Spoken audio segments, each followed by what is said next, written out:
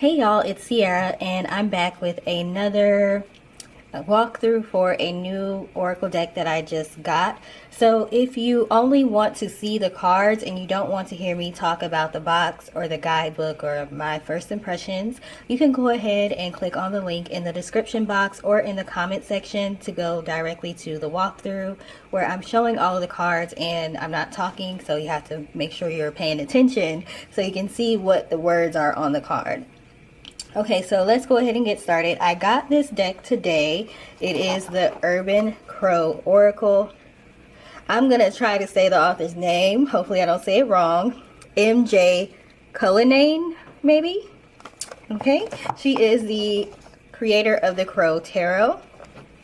So if you have the Crow Tarot and you like the Crow Tarot, then you may like this Oracle deck that she created, the Urban Crow. Now, to be honest with you, I would see the Crow Tarot a lot. I recently got this maybe like 2 months ago.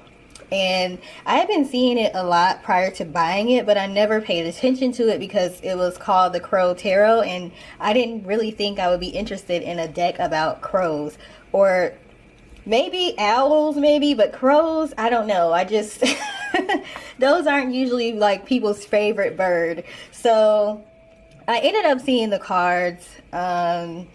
I don't know if I was watching somebody else's video or something, and I really did like the cards. I liked the artwork on the cards, so I went ahead and bought them. If you've watched any of my most recent videos for readings, you'll see that I am using those cards in most of the videos, so I love it. I probably need to like give it a break and use some of my other tarot decks, but I've been exclusively using this one for a while now. So when I saw that she had the Urban Crow Oracle, I decided to go ahead and pre-order it, and I got it in the mail today.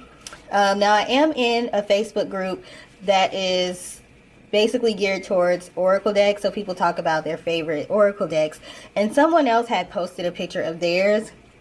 They had gotten theirs earlier today in the mail. Now they were saying that they weren't necessarily happy about the packaging because it came, I don't have the packaging anymore, but it came like in the bubble wrap packaging, the bubble like mailer envelope type thing. There was no plastic around this, which to me it's fine because I hate taking that plastic off anyways. I will say, as far as the book or the box, the top is a little too big. It doesn't fit properly in my opinion, but that's not a huge deal to me. If you are one of those people that's a stickler about boxes, that might bother you. Also, they don't have those little half circle things that kind of help you to get the box out. So maybe it's a good thing that the box is too big, so you know it'll come out easily. I don't think the Crow Tarot, oh, the Crow Tarot does. Okay, so it doesn't have these little circles right here. And the person that posted it had also mentioned that they did not like the size of the guidebook for the Urban Crow. It's not a very thick guidebook. She does talk about why she decided to make a deck about crows, which is, I would want to know why. So I might read that. And she gives brief summaries for each of the cards. I am not the type of person that reads the guidebooks like that anyways. I did read the Crow Tarot guidebook. It is a very good guidebook. It has the keywords for the tarot cards, the element, and then a brief summary of the cards. So it is a very good guidebook. It is thicker. So the person that posted about that, they may have expected the same type of guidebook for the Urban Crow.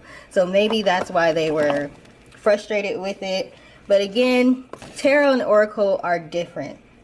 So with tarot, there are specific meanings for the cards. With oracle cards, you usually have one word on the card and then you have artwork, and the word is pretty much self-explanatory. Like if you understand what the word means and you look at the artwork on the card, you can get the message from the card. And I feel like most people use oracle decks more intuitively, so it's not a big deal to me when it comes to guidebooks. I actually make oracle decks myself, not with artwork like this. I mean, just to the point. Okay, my son's playing with his dinosaur, so hopefully y'all didn't hear that. Jaden, leave the dinosaurs alone for now. Anyways, so I don't really read the guidebooks like that. I feel like with oracle cards, the words are self-explanatory. The artwork, for the most part, should be self-explanatory. So I don't read the guidebooks. I don't even put guidebooks with the decks that I sell. They don't come with a guidebook because the cards are self-explanatory. But if that is something that bothers you, just know it's going to be a thinner guidebook. Let's go ahead and see. Let's read one of her excerpts here. Okay, so for anomaly. In a sea of black crows, it is the rare, melanin lacking one that grabs attention. Something is going to appear, and it will be hard to not notice or avoid. It is strikingly clear that what you encounter will be abnormally good or perhaps abnormally bad.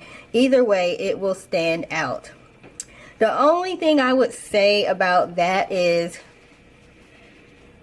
her next sentence seems to be talking about what the meaning of the card is for you.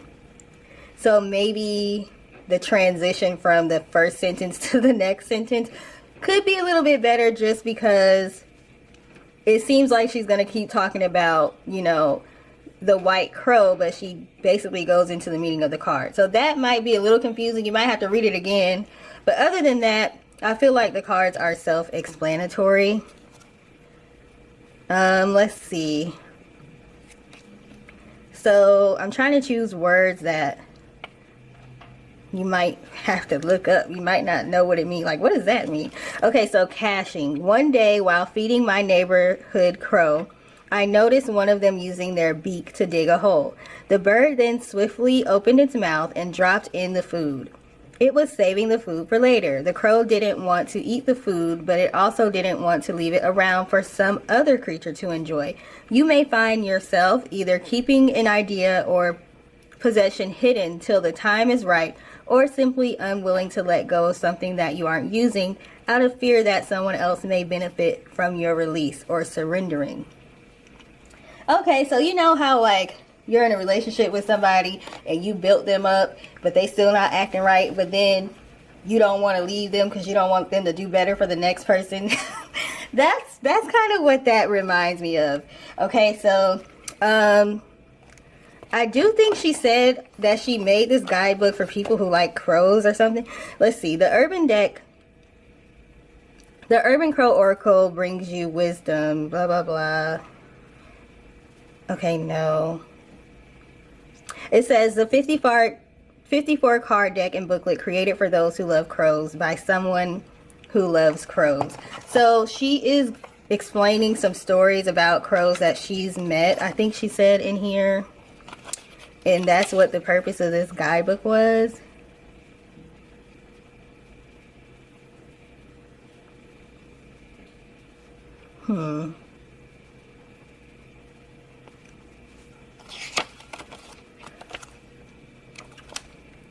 I feel like the guidebook was kind of just like an extra, like just in case you needed to look up what the words might mean or what her interpretation of the cards are. And she's sharing some brief information about crows, so I don't think it was necessarily supposed to be the highlight of the deck. But again, if that's something that you look for in a deck, there you go. That's information about the guidebook. I'm going to go ahead and look at a few of the cards, not all of them, because there's going to be a walkthrough of me showing every single card after I get done doing this portion. There are 54 cards. The card stock is not the same as the Crow Tarot. It's a little bit thinner, but it's still good card book and card stock. I cannot talk. It's still good card stock in my opinion.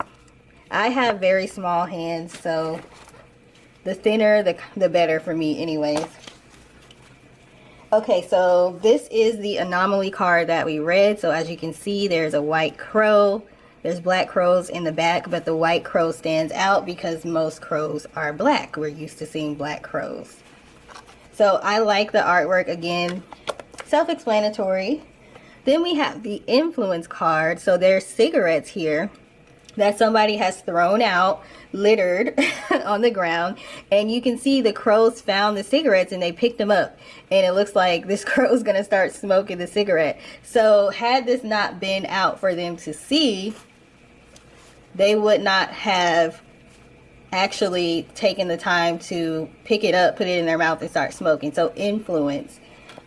A lot of us believe that cigarettes are not good for you, so that makes sense why she would put cigarettes in the card. And a lot of people will tell you they were influenced by other people to try certain substances or vices like cigarettes. Then we have the anticipation card. So you can see there's some empty chairs here, and this crow looks very proud of whatever event they're gonna be throwing, and they're waiting for their guests to arrive. So they're anticipating the arrival of their guest. Very straightforward, to the point as far as the artwork. Then we have Bond. This card is just beautiful. It's the card that's on the guidebook. I like how she used what an actual heart looks like, and not just, you know, what we usually see when it comes to artwork and hearts, like like this. I was eating some candy earlier. We are used to seeing this kind of heart, but she used a regular heart, so I thought that was interesting. And I like this illusion card. There's a crow and it's looking in the mirror. I don't know if y'all can see that, at the illusion of itself. My camera's overheating, so I hope it doesn't cut off. Okay, so really quick, displacement. So she has the trash cans being tipped over. Distraction, as you can see, this bird up here is distracting this cat or dog so that the other bird can eat. So teamwork and distraction. We have exposed. So this bird is exposed to this hawk or whatever it is that can try to eat it. We have teamwork. So we have several different types of birds working together. We have community. So you can see a community of birds in the tree. Balance, the bird on the power line, and then protection. So sorry I had to hurry up and get those out because my camera's about to overheat. So thank you for taking the time to watch this video. Stay tuned, the walkthrough is coming up, and I hope y'all have a good rest of your day. Bye.